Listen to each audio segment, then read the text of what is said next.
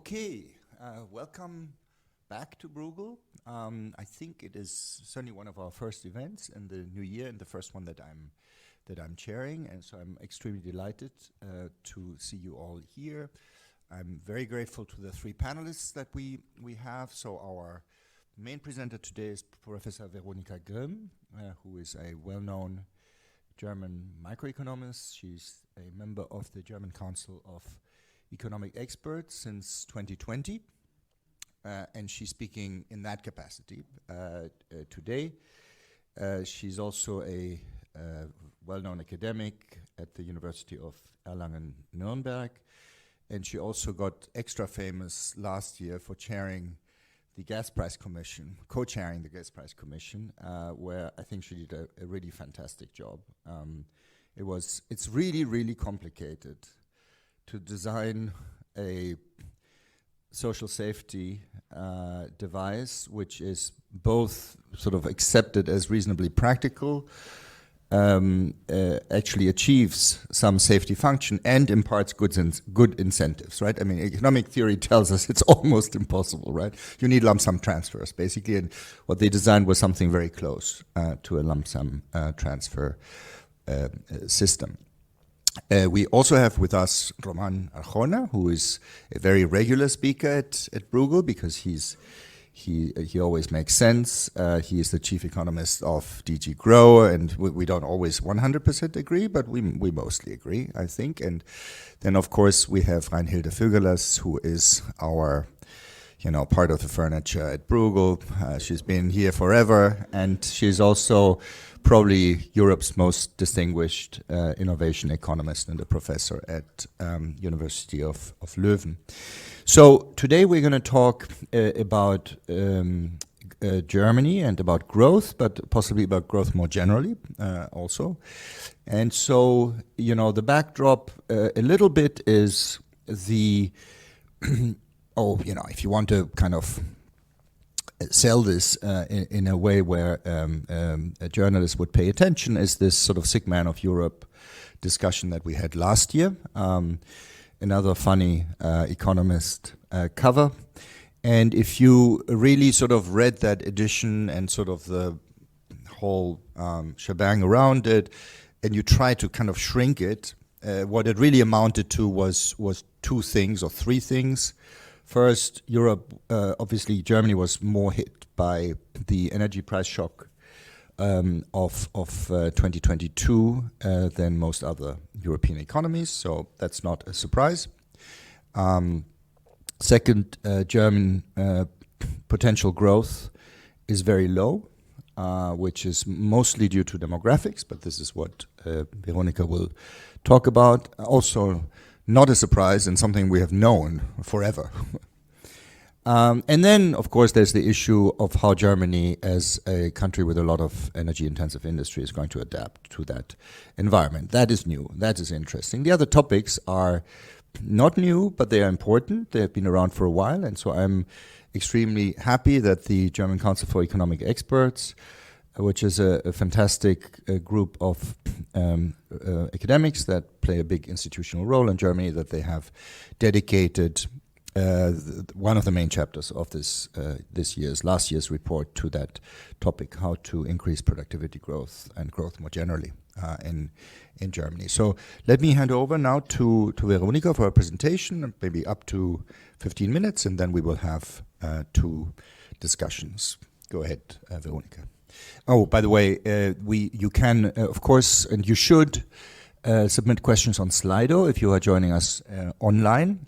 So this is something you can do on your phone or on your desktop. And the Slido code is #GCEE, as in German Council of Economic Experts. Yeah, thank you very much for having me here and for the kind introduction. I will present your little part of our report. We typically do an economic forecast every year, and then we also the German Productivity Board and in this capacity dedicate one of the chapters of the report of the German Council of Economic Experts to productivity each year. And this year we provide a projection of the production potential of Germany and an extended analysis how we can increase German growth potential in response to the very low production potential that we currently have. Here you see the recovery of the different economies in Europe. Germany recovered only to the BIP level of before the Corona crisis, so 4 years, so to say, without growth, which is a quite challenging situation. Oops. It vanished here, but not there. Perfect. What you can also see from an analysis of the different European countries is that typically countries with a extended industry sector and with high importance of industry had a harder job to recover, and countries with a extended services sector, for example, also tourism, dropped more tremendously in the Corona crisis, but recovered faster after the Corona crisis. So this basically describes also the situation in Germany. And Germany has a particular role here because Germany has a very big energy-intensive industry sector, and this was also very dependent on Russian gas in particular. So the drop in deliveries of Russian gas, together with the high importance of the German energy-intensive industry, made it for Germany much harder to recover. And at the same time, of course, Germany has a transformation challenge in the energy-intensive industry that comes on top of this challenging situation, that energy and electricity prices in particular are still quite high and much higher than the level that competitors on the world market face. So our forecast is basically determined by three big fields. On the one hand, you see that real income has recovered. Real income dropped by 4% due to the inflation. And now, in the context of the wage negotiations, it recovers. And this, of course, leads also to stabilizing the economy because consumption recovers. And as long as uncertainty does not induce people to save more, consumption will sustain growth in Germany. The global economy is weak, so our assumption is that we have weak exports, there's low competitiveness due to the energy price differentials that we face, and of course there are also some geopolitical risks, for example due to China and the dependencies on China in trade, and also due to the tense geopolitical situation. Monetary policy is a third theme for the forecast. Of course, we have seen strong monetary policy tightening, fading tightening now, and a plateau, so basically, and we'll have to see how inflation is developing. So let's go one further. Now it doesn't want to react. Maybe point in that direction. Okay. Let me try. Sometimes it does it for me. That would be frustrating now. Sorry about that.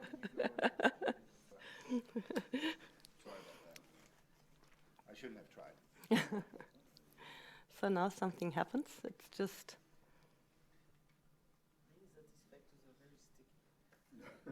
Exactly. Because now the interesting part is coming, so.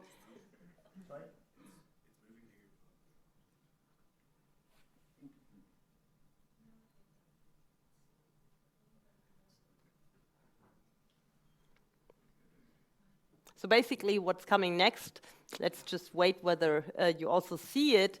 So if they manage, you would see the forecast of the German Council of Economic Experts. So we forecast a small drop of GDP in 2023, minus 0.4%, and a weak growth in this year, 2024, by 0.7%. But after the ruling of the Constitutional Court in November, after our report, which somehow challenged the German budget quite a bit, because we have to replan by around about 17 billion for 24 and further amounts for the upcoming years. It might be that we will face a stagnation also in 24, or a very weak growth. So this is a topic that we might not discuss today, but this is certainly challenging German politics quite a bit at the moment. So what we then did is a projection of productivity growth in the medium run, so a projection of the production potential. And now it would be interesting to see the slide 2 after this. So what you see basically in a baseline scenario where investment dynamics remain as they are at the moment, and you account for the demographics and for the projection of the working population in the upcoming years, you see that the labor volume will drop a lot due to the fact that the baby boomer generation will retire in this decade, which reduces the labor volume for Germany quite a bit. So if nothing changes with investments, then productivity growth would drop to 0.4% per year within this decade, which is tremendously low. It's 1/3 of what we experienced in Germany in the 2010 years. So this is certainly a challenge, and if you look at this decrease in labor volume and decompose it into its components, you see that the demographic change is the major component in this. So due to the fact that people get older and due to the low birth rates, labor volume will decrease, but also labor market participation is low.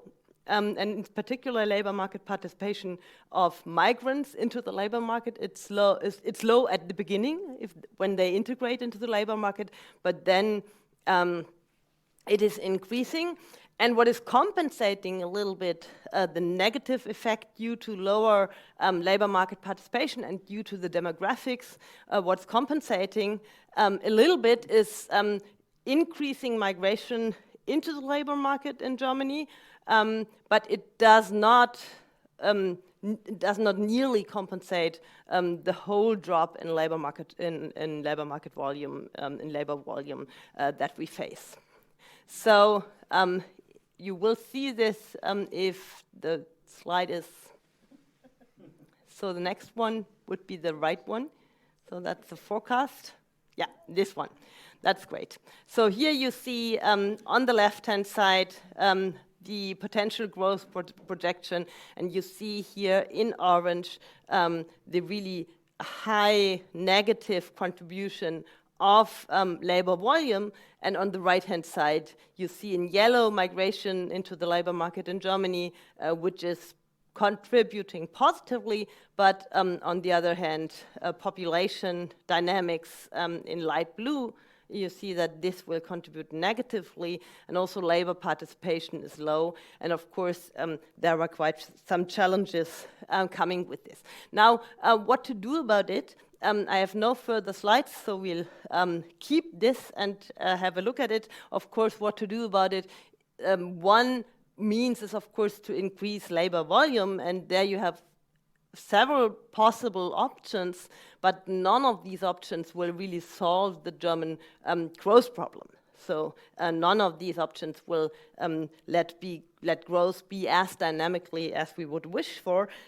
You can try to increase labor participation of women in the labor market. Many women in Germany still work part-time, and they do this independently of whether they are married or have a child. So there's a tendency that women, to a large extent, to quite large extent, work part-time. Then, of course, you have the possibility to increase migration into the labor market, but you see here we have already increased migration into the labor market quite a bit, and we will not be able to increase it by an amount that is able to really compensate for the negative effects of demographics. What would be another chance is to increase work incentives in the transfer system. This is a discussion that is ongoing in Germany at the moment, and of course, labor market participation of the elderly, and this would be in line with a necessary reform of the German pension system. The German pension system is at the moment not sustainable because the pensions increase and in particular with a decreasing working population and an increasing population of the elderly, of course the pension system has to be adapted, and one means would of course to increase the retirement age in connection with a life expectancy, so that elderly people also work a little bit longer, and we have also some other things that we propose there. Let me nevertheless come to capital investments. Of course, investment is key in order to overcome these productivity obstacle, so investment will take place in order to substitute labor by capital goods, of course, and this will happen by itself because due to scarcities of labor on the labor market, labor will become more expensive, and of course firms will try to substitute workers by capital goods, by automatization, through robots, or through software and artificial intelligence, for example. So that is something that will go on by itself. And then, of course, investment should be channeled into productivity-enhancing sectors where the capital embodied technical change is high. So there are the typical German sectors like the chemical industry, vehicles, but also pharma, is becoming more important, but also there are other prerequisites in order to make them really productive. In the pharma industry, for example, they need access to data. We have in the report also a chapter that focuses on data infrastructure and data resources in Germany and makes some proposals how to make data more accessible for research. And this is, of course, also a key factor for industries like the pharma industry to have an interesting locational conditions in Germany, because they do a lot of research and development of medicals. Then we have a particular challenge with the energy-intensive industry. The energy-intensive industry is producing basically based on gas and oil, and also electricity, and they need to change their feedstock from gas to electrification and energy carriers based on renewable hydrogen in the upcoming, say, 15 years. And this is a big challenge because renewable hydrogen is very difficult to produce in an area where the electricity price is high, because the main input factor to produce renewable hydrogen is electricity. So you would produce hydrogen by electrolysis from electricity and water as an ingredient. And this, of course, cannot be done entirely in Germany. The need for additional electricity to produce the hydrogen needed for the defossilization of the German energy-intensive industry is just too big. So you would need 2 times the electricity production on top that we realize at the moment. And so we have the challenge to import hydrogen and energy-intensive energy carriers on the basis of renewable hydrogen. And this is, of course, something where the state plays a big role in initiating contracts for the procurement of hydrogen from countries worldwide that have good potential to produce hydrogen. And this is certainly something that we should also do in the context of the European Union, because it will be subsidy intensive. Europe is, other than the United States, a continent that will remain energy importer. The United States will try to become autark also in the world of renewables.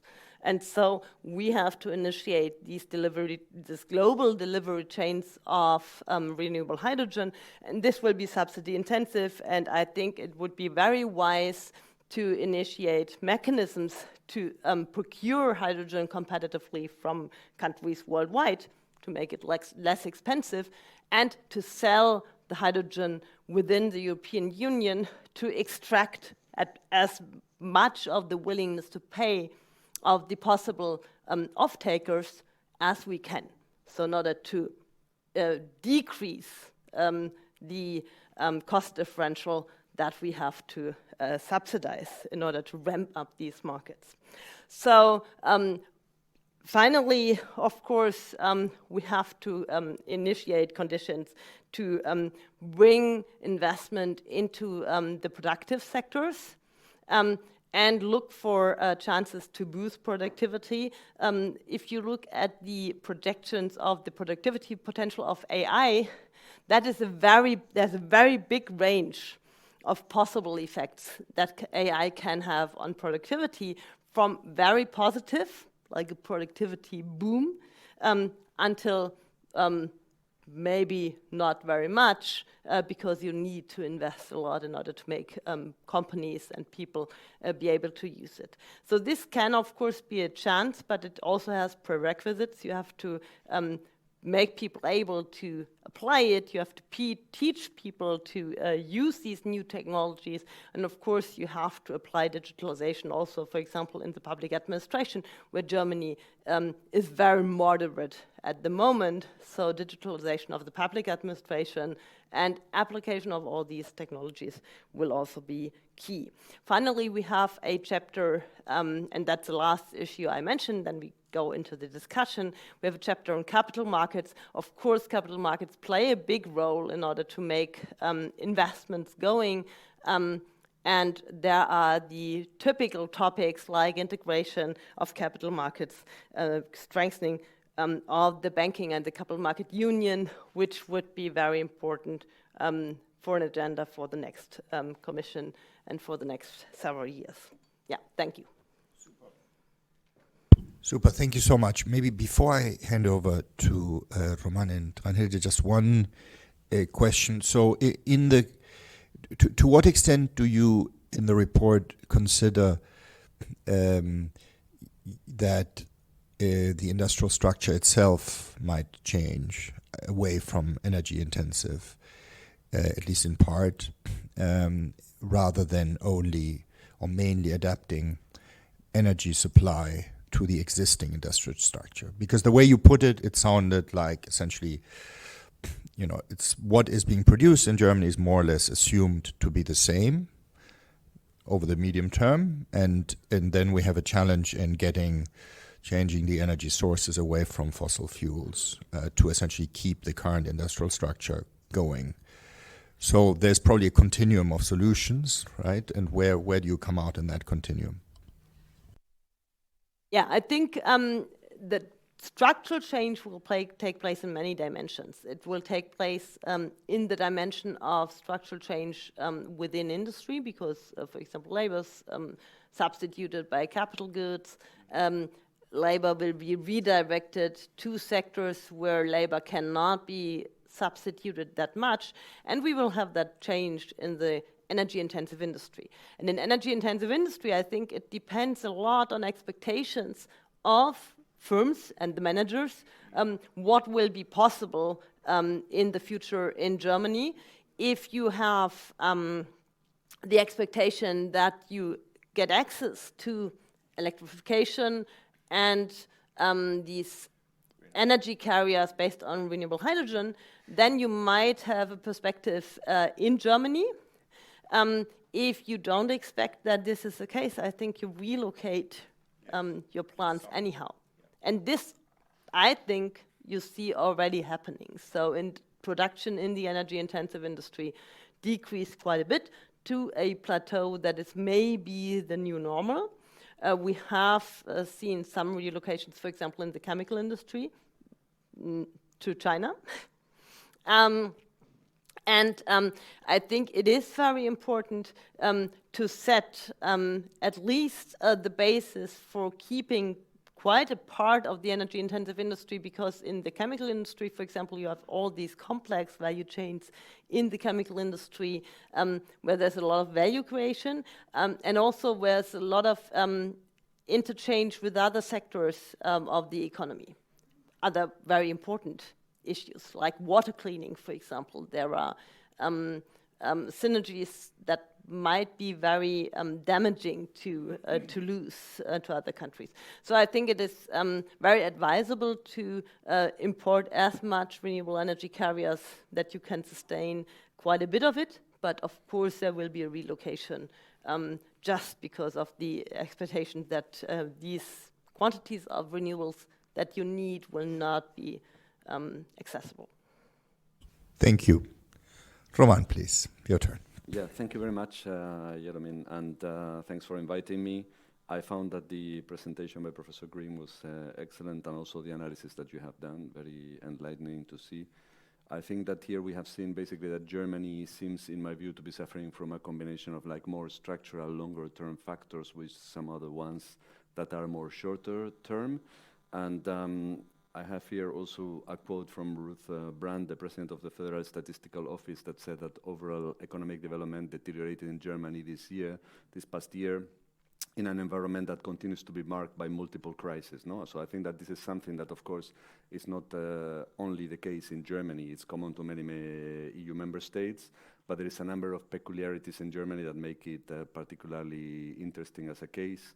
And I think this is a combination of external competitiveness factors and, let's say, domestic forces. So when I was listening to you, I was thinking there are three things that are particularly important from the external competitiveness dimension. Is the fact that Germany is an export-based economy, so therefore it is also more affected by subdued global demand. The fact that the energy prices, as you were mentioning, is affecting an industrial base which is very, let's say, robust, but very concentrated in certain types of industry. And then there is the geopolitical risks that are actually affecting the supply chains, like the Middle East conflict and others, and this is also impacting on the economy there. And then there are also two domestic forces that are particularly important. One of them is inflation, which seems to be hitting purchasing power and therefore domestic consumption. And the other one is the fiscal tightening due to the debt brake and the uncertainty related to this. So I think that now you have in your report this forecast of 0.7 for this year, and I think that this will certainly have a very big impact. Also because it's important news for the EU in the sense that there are a lot of spillovers that come also to the rest of the EU economy stemming from the German economy. And for example, we just calculated that using input-output tables that approximately 15% of the value added in the production of German-made cars relies on inputs that are generated in other EU countries, which means that, of course, the spillover effects are particularly high. And then on the long-term effects side, I would say that probably three things are very important. The skill shortages that you mentioned due to the baby boom demographics. This was very clearly highlighted in your presentation. Also, these new challenges to a very long-established and well-established industrial base that come from the green transition, the electric vehicles, etc. But then there is a third factor, which I was reading about also this morning in the Financial Times, which is the fact that there is a lot of overcapacities in the Chinese manufacturing sector, that if we couple this with a weakening Chinese economy, this can also create a lot of risks of further flooding the EU market with cheap Chinese products. And this time it will not be toy and leather, it will be more higher tech, let's say, type of segments, and this might, of course, affect as well automotive, chemicals, and other types of sectors.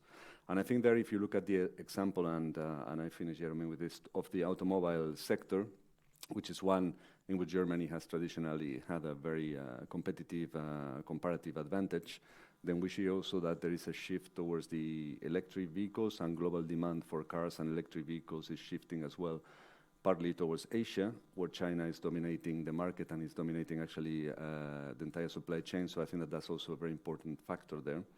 And just to finish on a more light-hearted comment, German SMEs used to advertise their products or services on their own vans and trucks, and now we see more and more companies using the space to advertise vacancies. And you know, of course, painting, you know, I mean, the name of your company on a van or a truck. I mean, this is just, of course, an anecdotal example, but it takes some time and some effort, and you cannot erase it very quickly. You know what I mean? So this kind of shows as well how serious and how persistent some of these labor shortages might be. Excellent. Thank you so much, Roman. And please, Reinhilde. I'd like to come back also to these more long-term drivers of productivity growth here. So you focus a lot on like labor, but of course there's also the TFP component, and I would translate that mostly into innovation. I'm very predictable. And trying to identify to which extent this innovation force can actually also be something that you can mobilize in the longer term, or are there some structural issues that would prevent that here? So that's not only in terms of creating new technology solutions or business model, but also adopting the latest frontier technologies as well. So in terms of energy costs, I'm thinking of investments in energy efficiency. We saw a lot of good examples of that in Germany there too, but also new energy sources, and also labor replacing innovations here. So they could also be an alternative to some of the proposals that you were looking at here. Not as a substitute, but at least as a complement here. And then the question is, to which extent are there enough incentives of both current frontier companies in Germany to be investing in these new technologies here, but also incentives for new players challenging the frontier here. And I'm thinking about not only just digital technologies and AI that always comes first at the end, but of course more generally deep tech with other nanotechnologies as well, which will be important also for other sectors in Germany here. And then if you look at the incentives, so of course the first important incentive is access to open markets here, and that holds particularly for Germany, because access to export markets and to then particularly the Chinese market will be very important here. So keeping those markets open is very important. But these markets also have to be contestable. So also for small young companies being able to grow and have access to these markets is very important here. So you focus quite critically on the access to finance for young startup companies here, which obviously is important here, but we have already made a lot of progress in terms of access to the initial stages of venture capital funding. Also in Germany, public-private kind of VCs here, and the problem is really this scaling up larger amounts here. And there your proposal where you would try to activate more pension funds, I'm not sure that will actually work for really this venture capital funding here, because very often the risk attitude of these pension funds is not enough to really be these drivers of large-scale next stage VCs here. There, I think the role of the large incumbent firms and larger VC companies that will really be able to fund those parts will be very important to have a much more creative type of structural change here. But another important instrument, I think, and you mentioned this too, is public funding here, and particularly the use of procurement as an instrument. Certainly if we think of like digital, but also in energy, I think the German economy could actually, and the German public sector could use its procurement role way more to really use these and provide as an incentive for firms to be able to use these technologies here. And it's not only in terms of the financing, but also in terms of providing access to data. I think is also important. You mentioned, like in the health sector, I think it's really important. Access to these public information data here is really important, particularly for small startup companies to come up with alternative digital health solutions here. And then, of course, the skills agenda, I think, is very important because it's not just only how many people do you bring into the labor force, but then also do they have the proper skills to be adopting and applying these new technologies here. And there, I think there is also still, although the German system has a very good system of education of technical skills here, whether that's sufficiently allowing also the new entrants, new labor force entrants also to come up with the right skills, I think is also an important part of that agenda.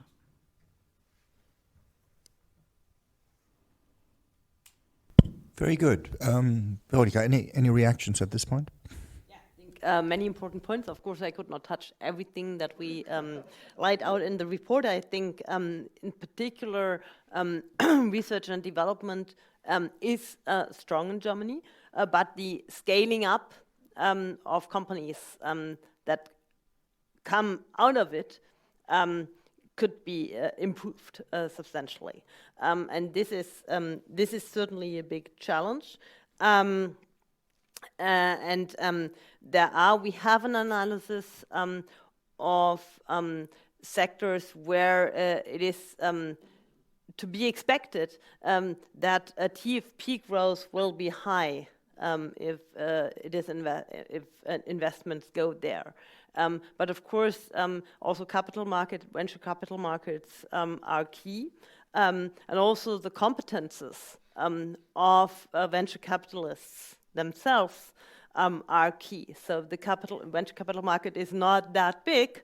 Of course, the competences that the investors have are also not that big, as for example in the United States. I think this is a key issue, which is also an issue that is very heterogeneous across Europe. So there are also examples within Europe where venture capital markets are stronger than in Germany, among them Sweden, for example, and there we can certainly improve. I think on the basis of pension funds, of course, this will not substitute venture capital, but this would be a very interesting means in order to get things going from two sides. On the one hand, with respect to financing investments. On the other hand, also with respect to a participation of the broad population in capital markets, which is, of course, affecting also the distribution of income within the economy. In Germany, many people have their money at the bank account. They don't participate at the stock markets. And this, of course, induces more inequality in the medium run if economies are growing. And so there is a value of bringing the people more into investing in stock markets, and pension funds might be one way to go there, of course. Great. So what I propose doing now is I want to maybe slightly deepen 2 points that either came up or are part of the background of your presentation, and then we will take a round of questions. So the 2 points I would like to deepen is first, just following up on what we discussed at the end of your talk. From this perspective of whether the government should seek to promote or whether it should seek to, in a sense, slow industrial change that is a response to higher energy prices. I guess, the way we would approach this as economists is normally to sort of ask where the market failure is, right? And so you pointed out one important point, which is that there is local integration of, for example, the chemical industry. So, effectively, these are basically local externalities, right, of companies, and so companies do not, of course, take those into account when making their investment decisions. And from that perspective, you would want maybe the state to go all out in, reassuring companies that that the business environment will remain favorable, right? Essentially slow. So here the main concern is an overreaction to what just happened.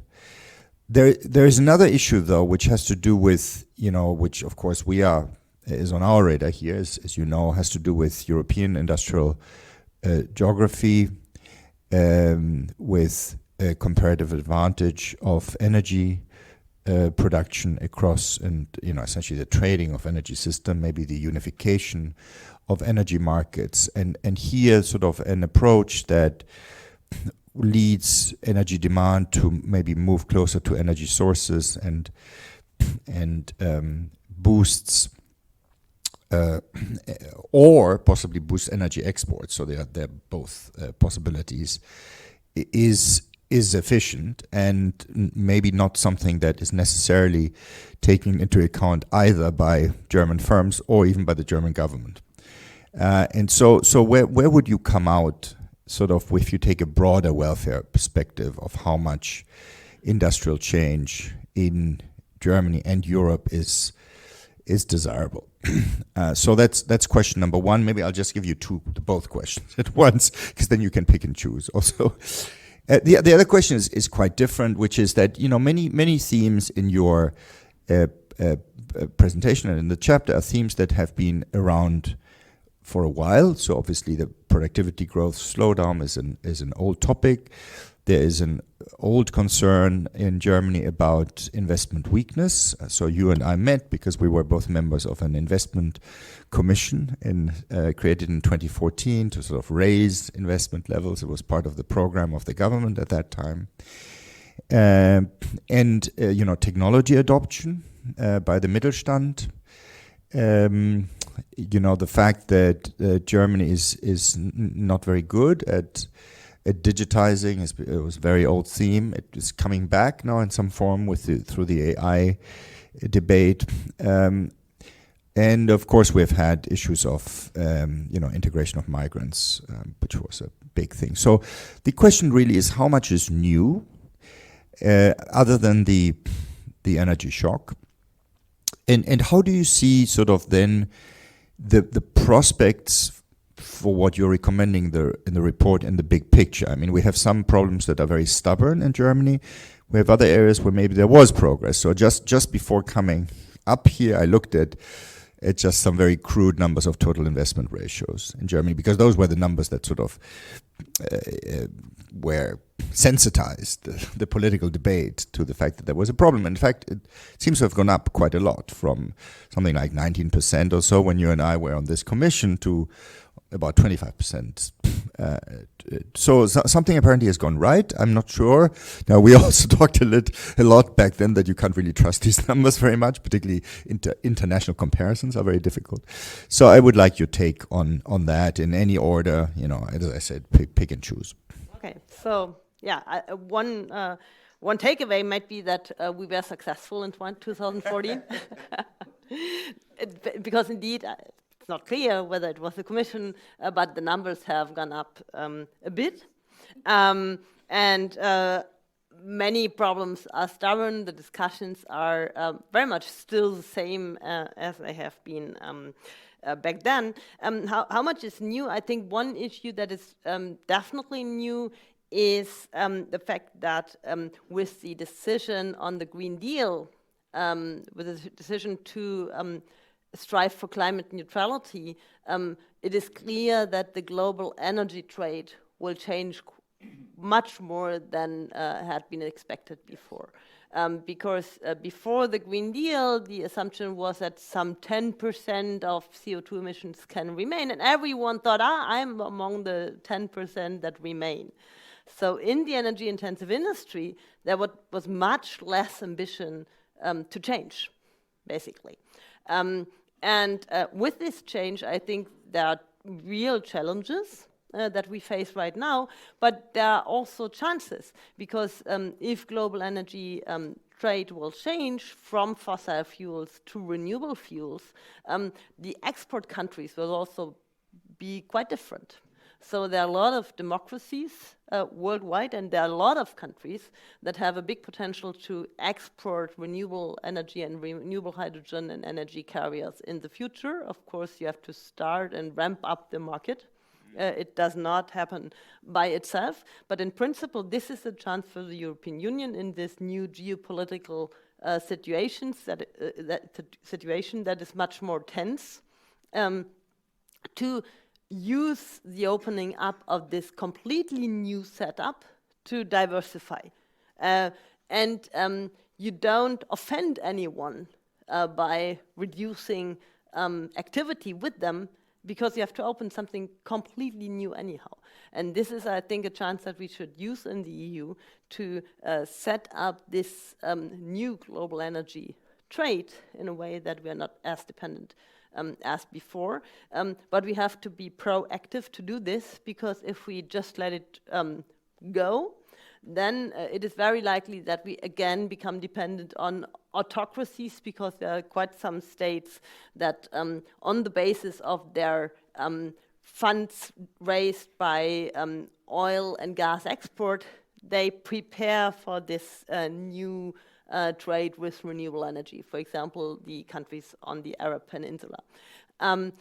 And of course, they have an advantage as compared to other countries, democracies that are not so much able to ramp up their own business, because they just have no money. So to go out there in the world and to include countries worldwide in this new setup is very valuable for the European Union, but also costly.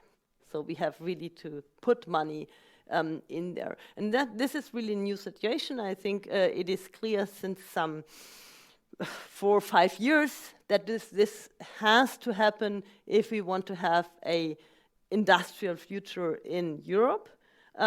But it is very difficult to get together forces in order to get the financing in order to ramp this up. I think this is a situation, and it also affects, of course, critical raw materials. It's hydrogen, renewable energy carriers based on hydrogen, and it's critical raw materials, which we need to much bigger extent in this climate neutral economy, because all the renewable energies will need much more critical raw materials and new technologies as well.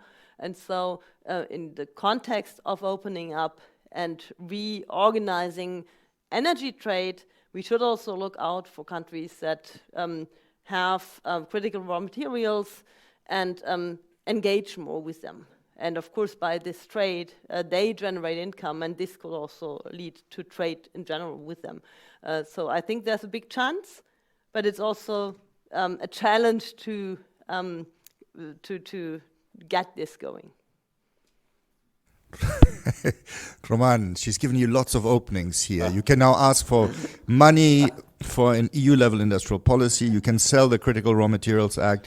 You can point out that there is such a thing as a diversification strategy. Just, take a few of your chances here. Yes. Not by closing the door to partners that we had up to now, but by opening up to new ones. I think that would be important. Outward-oriented, open strategy. Yeah. Yep. No, thank you. I will pick on 2 points here. I think one is the investments, and the other one is the productivity angle. So I think on investments, this is kind of a combination of 3 things. First of all, of course, it's a lack of investments on kind of which is critically visible in some areas, which offer a lot of opportunities for the EU and countries like Germany, of course, as well, but also other member states. And I'm talking here, for example, about the global market for mass manufacture net zero technologies, which we know well, expected to be tripling in the course of the next 6 years.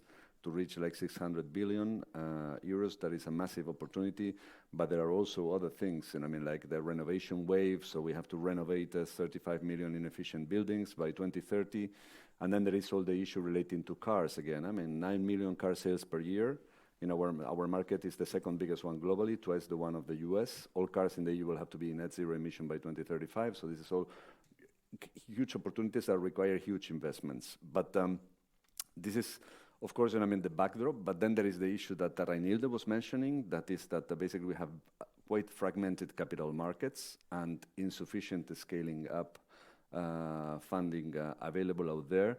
And I was looking at the latest figures to compare the situation in the EU and the US, and there the volume of scale-up investments is consistently higher in the US than in the EU over the past decade.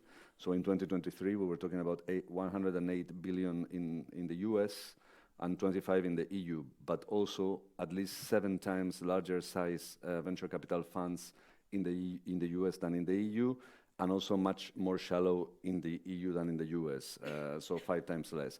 And if we combine all this with the insufficient R&D investments, and there I was talking to my colleagues in DG Research and Innovation before coming here, because can you confirm to me, the gap figure, because it's a very nice gap figure. So this is like 100 billion gap a year if we want to reach the 3% R&D investment target in year 2030. That's a lot of investments that are required there. So what can we do for this? I think much of it is already on the table. We have, of course, the next generation EU funds, which can be duly deployed, to meet some of these objectives. As Jeromin was saying, we have the Net Zero Industry Act, we have the Critical Raw Materials Act, and we have the CHIPS Act to ensure some kind of reindustrialization in critical sectors, including as well by reducing bureaucracy and enhancing skills and doing many other things. So it's not only about resources, it's also about regulations, and it's about reforms. And then we have, of course, different actions that are in place to build a European Capital Markets Union, which I think is also quite important, to close this investment gap. And we have the industrial alliances and the IPCIs, which could be eventually kind of seeds, for potential scaling up in the future, around certain key technologies. So I think we are not that badly equipped. We have a lot of instruments, and I think we need to see how to deploy those purposefully, to fill in these investment gaps that we were talking about. And I was going to talk about productivity, but I'll leave it for later on. Great. Let's have a round of questions. Anyone? Yes, please, go ahead, and if you don't mind, introduce yourself. Hello, my name is David Luengo. I work for Indra, which is a Spain-based company. A question to Roman, indeed, because this last figure was very interesting for me. Why is this big difference in the capital venture market between the US and the EU? What are the reasons for this enormous difference in the scale? Let's take the lady in the green jacket. I think you had asked for the floor. If you could introduce yourself, please.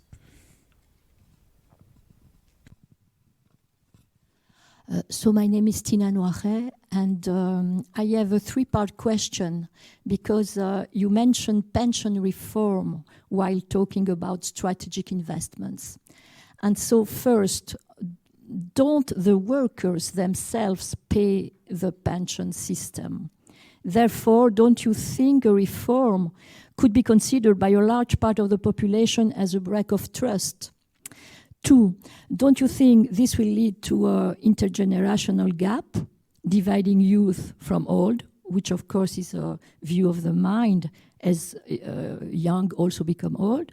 And 3, don't old people spend more and therefore also contribute to the economy and to investment in the future of their children?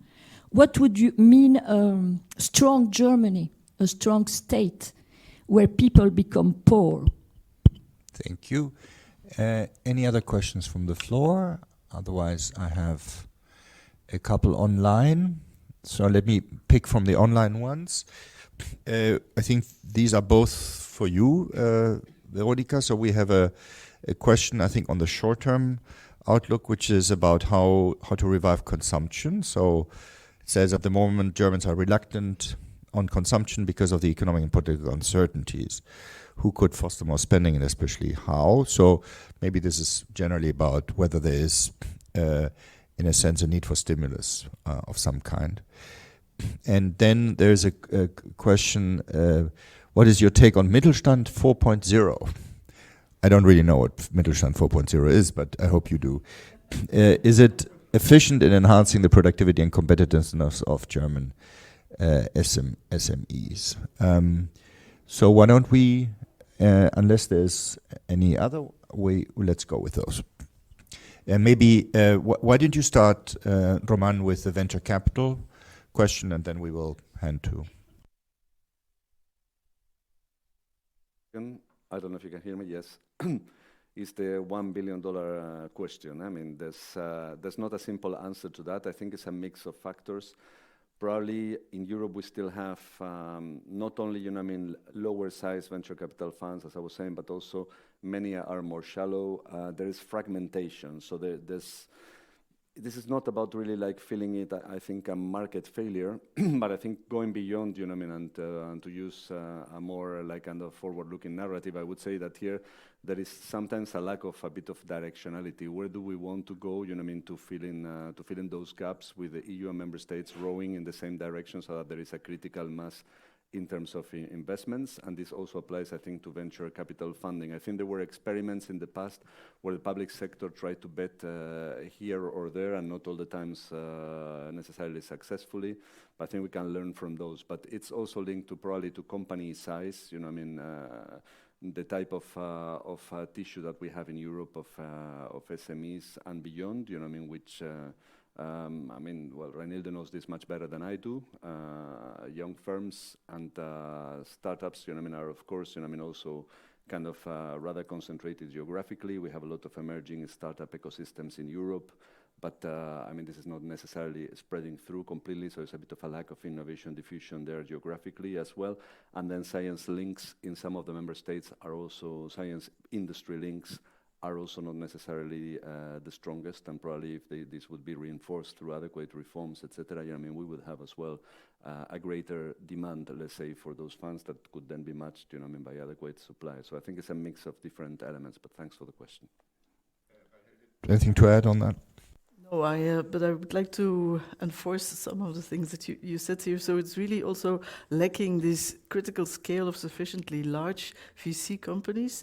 And that's very important because you need to have a large portfolio in order to be able to diversify and take on more of these larger risks here. And of course, the advantage of the US, it's a much more larger single market here for VC projects compared to Europe.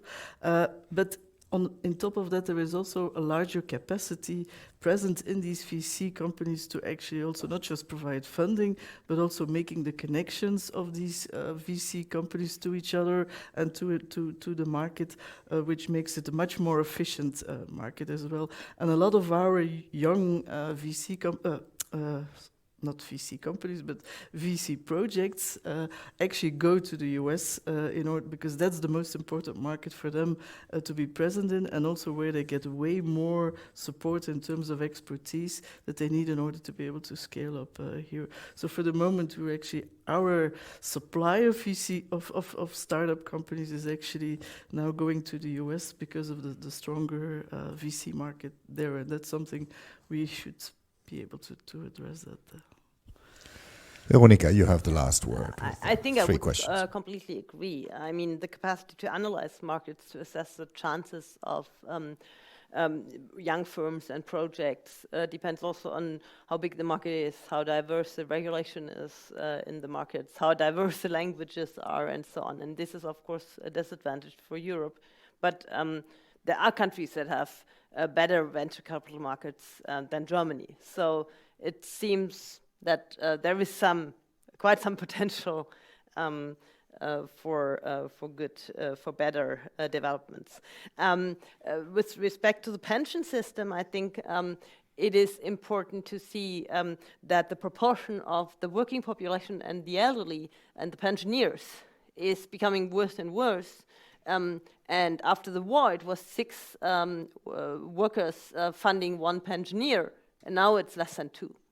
And this is, of course, a big burden on the working population, and it's getting worse, and it's getting more and more expensive since there is money, substantial amounts going from the public, from the budget to the pension system in order to sustain the system. And this is therefore the idea to parallelly initiate a capital market-based fund and pension system that not in this decade, but maybe at the end of the next decade, sustains the pension system as a whole.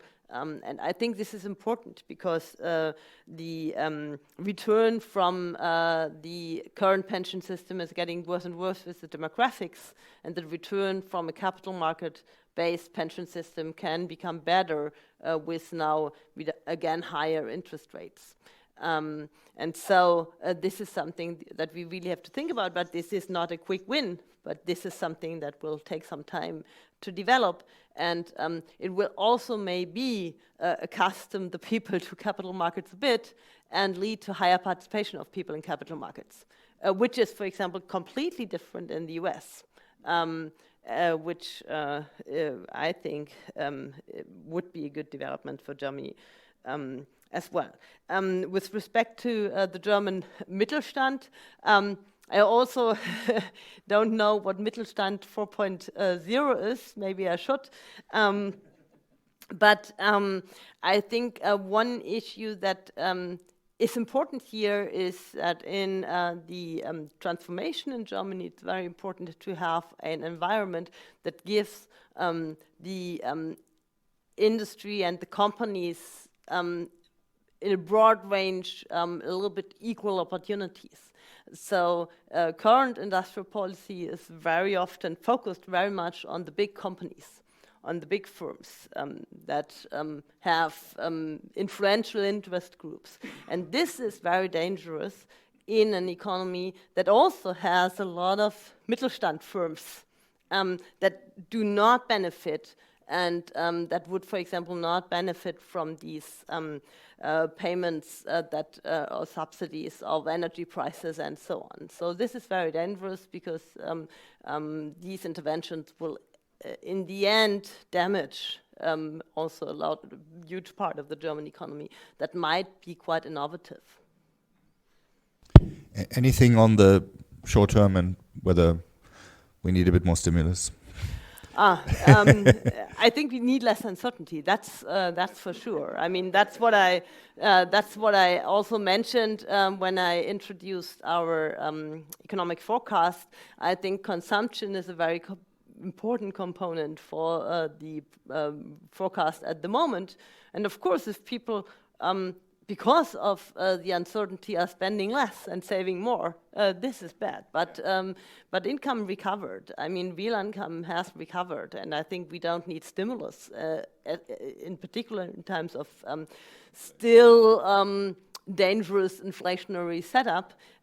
We don't need stimulus, but we should be careful to induce uncertainty that leads people to saving more.